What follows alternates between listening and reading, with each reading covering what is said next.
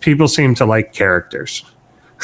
So the fact that the co-op campaigns have these commanders is similar to the idea of your champions and heroes from other games and whatever, or Overwatch, like the classes, and like people really gravitate towards like, I want to be Tracer, and then someone's already Tracer, and then there's TikTok songs.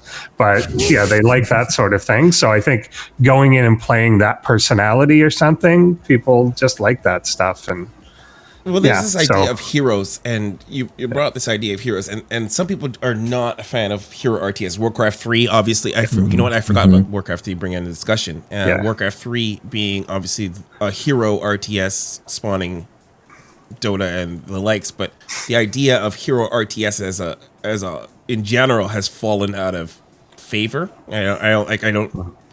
There's murmurs of Fresh Giant toying with the idea, but I don't think they're going to go as far as bringing back the hero RTS. So how does an RTS bring in that same personalities without bringing, I guess, other than campaign? Because campaign would be the easiest answer to say.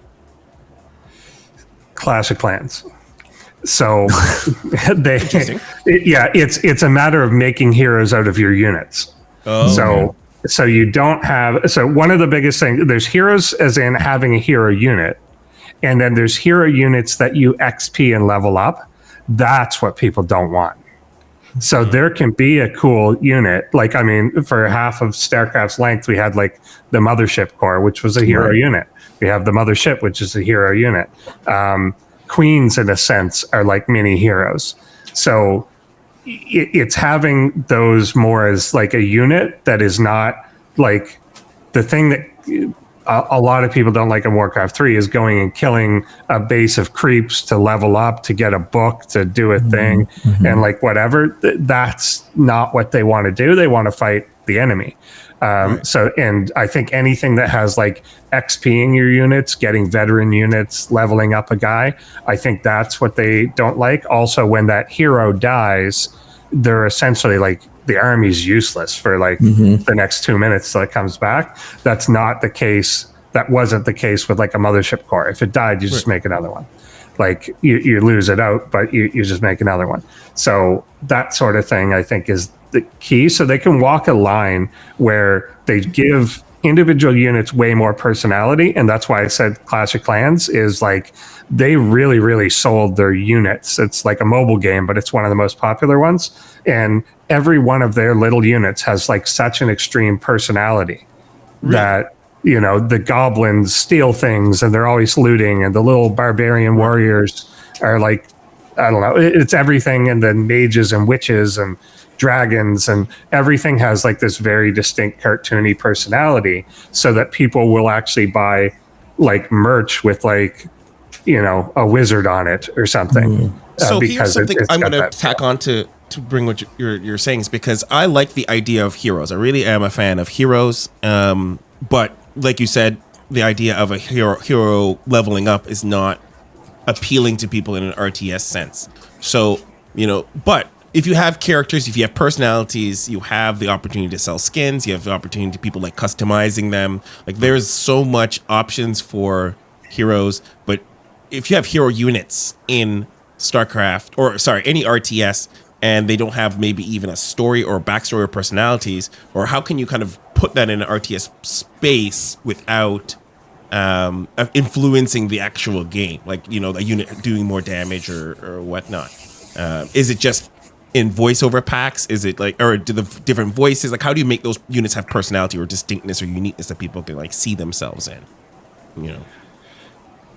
I think it is the campaign. So I think that's when you introduce. That's your like stuff. how we do it now, right? And right. And I think that is kind of the right way to do it. The thing that StarCraft 2 that's a little interesting, and you kind of want to do it this way, but because it adds more variety. But like as you go through missions, like generally in any RTS campaign, as you go through stuff, this is another thing, by the way, that I think AoE 4 didn't do well, is as you go through stuff, each campaign kind of unlocks a new thing.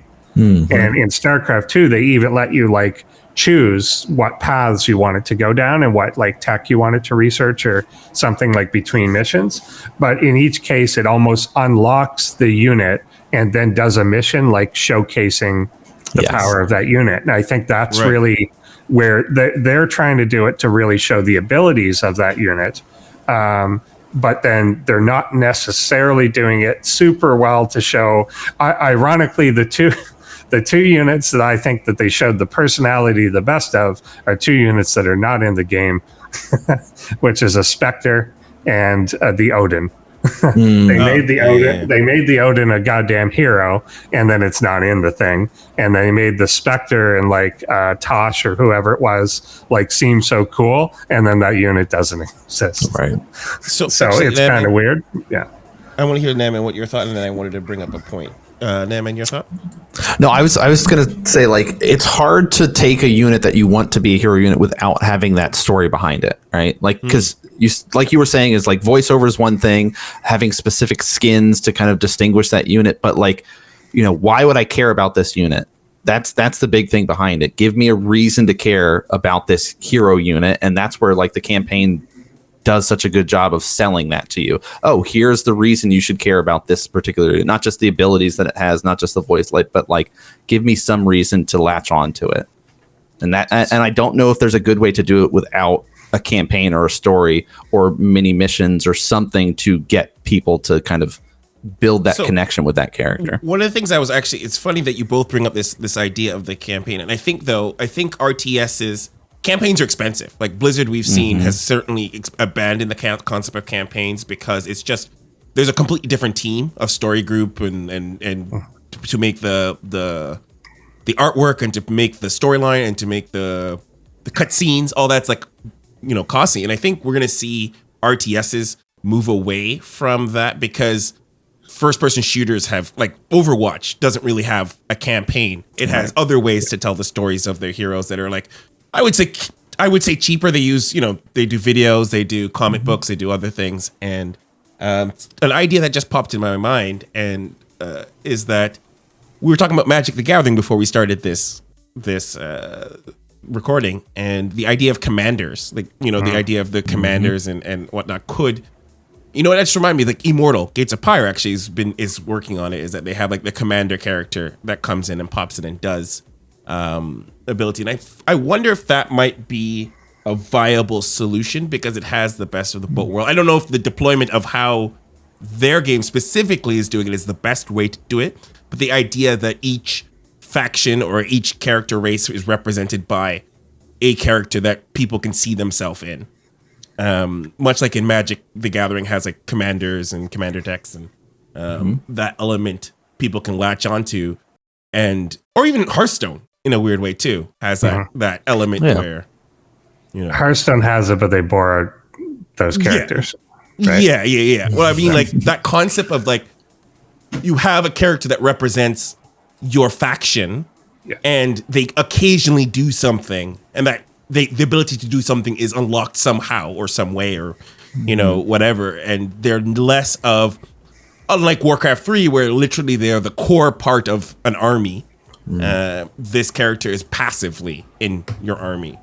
I think I feel like that's a strong element, but that's my thought on that.